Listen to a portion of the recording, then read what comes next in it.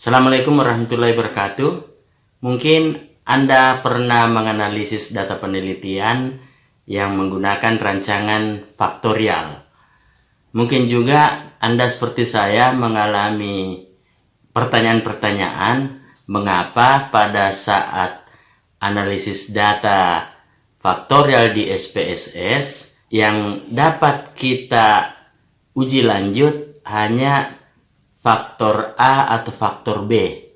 Kita tidak bisa menganalisis uji lanjut untuk faktor interaksinya ya, jadi interaksi A dan B. Nah, video berikut ini akan menampilkan bagaimana cara kita melakukan post hoc atau uji lanjut untuk perlakuan interaksi. Selamat menyaksikan.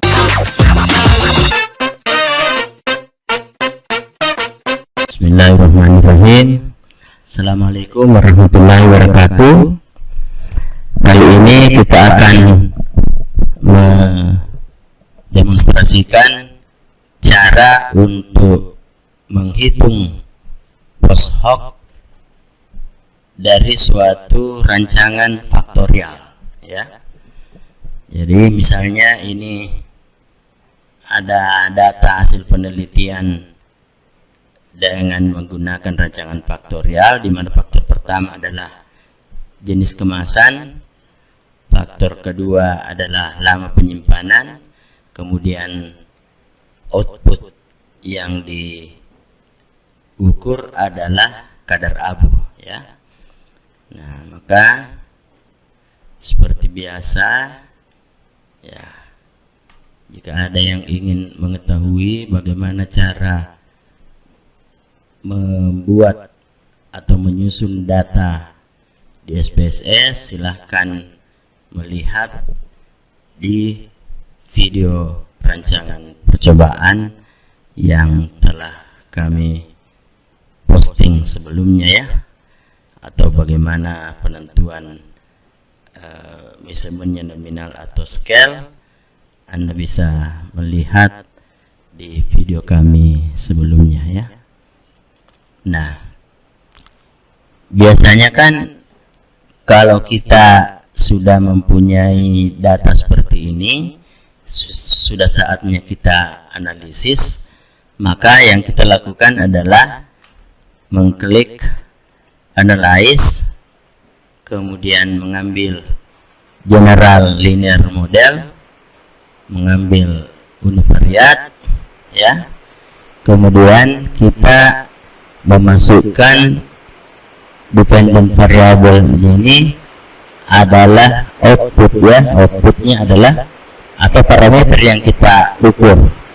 Parameter yang kita ukur adalah kadar abu, maka kita pindahkan kadar abu ke dependent variable. Kemudian jenis kemasan dan lama penyimpanan, karena dua-duanya adalah faktor yang digunakan dalam penelitian ini, itu dua-duanya dipindahkan ke fixed factor. Nah, setelah itu kita men-set model. Nah, di sini kita memilih yang build point ya. Di sini kita pasang dulu main effect, kemudian memindahkan jenis kemasan ke kanan, kemudian lama penyimpanan ke kanan sebagai main effect, kemudian kita bikin lagi interaction ya, kita select sekaligus ini ya, kita pilih shift dan kita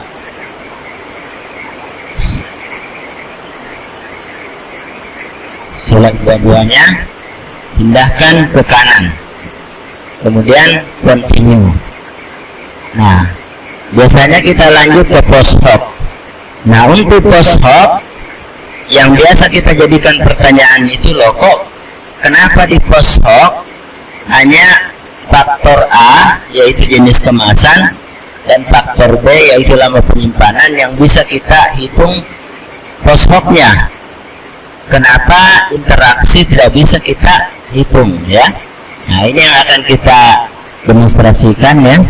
Jadi ini yang pertama kita selesaikan dulu. Ini katakanlah kita memilih Duncan, kemudian kita continue. Nah, kemudian kita oke. Maka kita akan sampai pada hasil tabel analisis variance-nya. Di sini dikatakan bahwa jenis keemasan sebagai faktor yang berdiri sendiri ini ternyata tidak beda nyata. Kemudian lama penyimpanan sebagai faktor yang berdiri sendiri ini berbeda nyata. Kemudian interaksi jenis kemasan dan lama penyimpanan ini ternyata berbeda nyata. Nah, kalau kita ingin tahu lama penyimpanan mana yang berbeda nyata dengan yang mana, kita tinggal cari post hoc testnya. Nah, tadi dikatakan bahwa jenis kemasan ini tidak beda nyata karena signifikansinya lebih besar daripada 0,05. Nanti yang kita cek yang kedua adalah lama penyimpanan. Di sini signifikansinya 0,004, berarti dia berbeda nyata karena lebih kecil daripada 0,05 ya.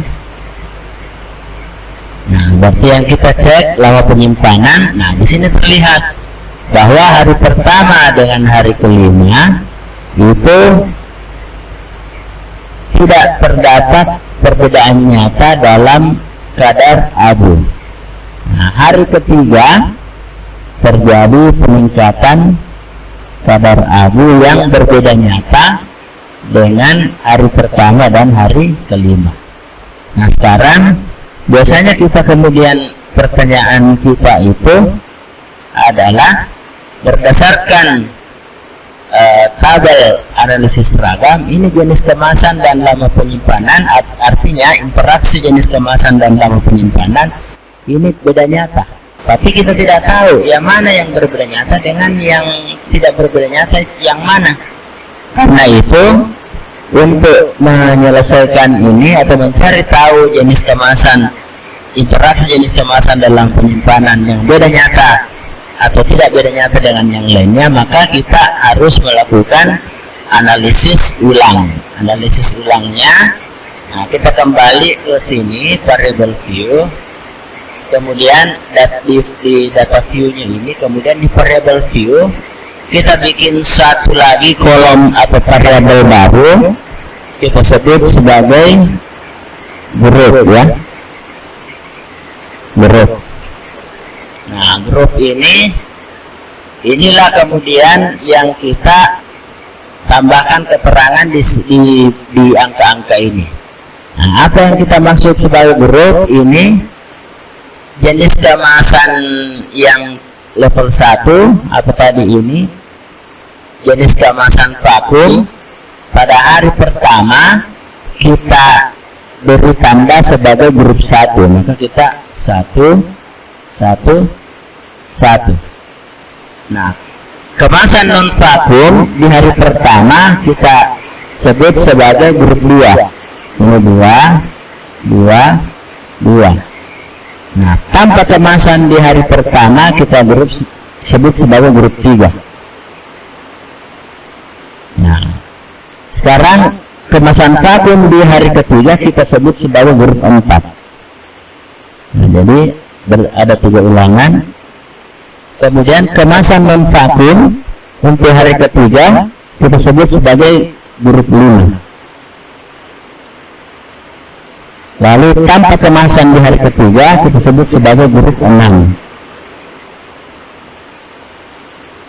Nah, kemudian kemasan vakum di hari kelima kita sebut sebagai grup 7.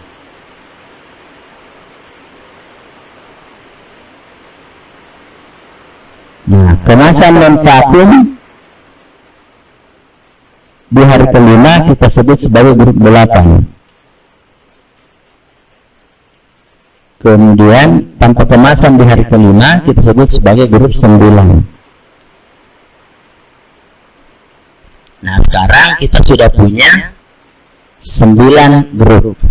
Inilah kemudian mewakili setiap perlakuan interaksi. Artinya kalau saya sebut 9, maka dia itu mewakili interaksi tanpa kemasan dan pada lama penyimpanan hari kelima setelah penyimpanan, ya.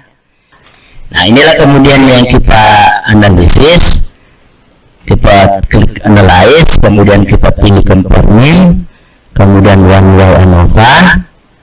Nah, kemudian grupnya kita jadikan sebagai faktor, kemudian kadar abunya kita jadikan sebagai dependent list. Kemudian passwordnya ya kita pakai banten sama seperti ini tadi. Oke. Nah, kemudian kita oke.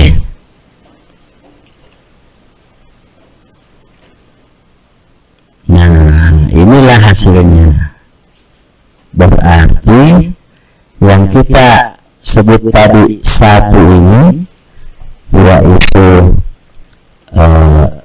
lama tanpa vakum, ya. Kita lihat di sini.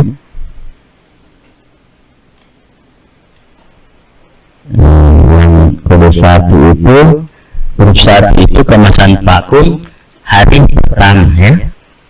Ya, kemasan vakum hari pertama, kode 1 ini kemasan vakum hari pertama tidak beda nyata dengan grup 2. Grup 2 apa? Grup 2 kemasan non vakum hari pertama, ya. Dari grup 1 dengan grup 2 dengan grup 7 ini tidak berbeda nyata. Sementara grup 1 25 jadi 36 9 8 4 ya 8 itu tidak beda nyata antara sesamanya yang berada di kolom 2. Kemudian grup 4 itu terpisah sendiri, beda sendiri. Jadi grup 4 ini dengan rata-rata 2,1 ini, nah, ini grup 4 ini nampaknya dia menempati posisi terbaik atau tertinggi kadar abunya dan berbeda dengan penelitian lain, dengan perlakuan lainnya, sehingga berdasarkan ini ya kita bisa menyajikannya dalam bentuk histogram kah atau apa. Kemudian kita bisa kasih tanda, misalnya 127 ini kasih semua AAA begitu, ya. Kemudian 1 dan 2 juga dikasih B, berarti ini 1-2 ini AB begitu, ya, dan seterusnya. Nah, saya kira mudah-mudahan bisa dipahami. Wabillahi taufiq wal hidayah. Assalamualaikum warahmatullahi wabarakatuh.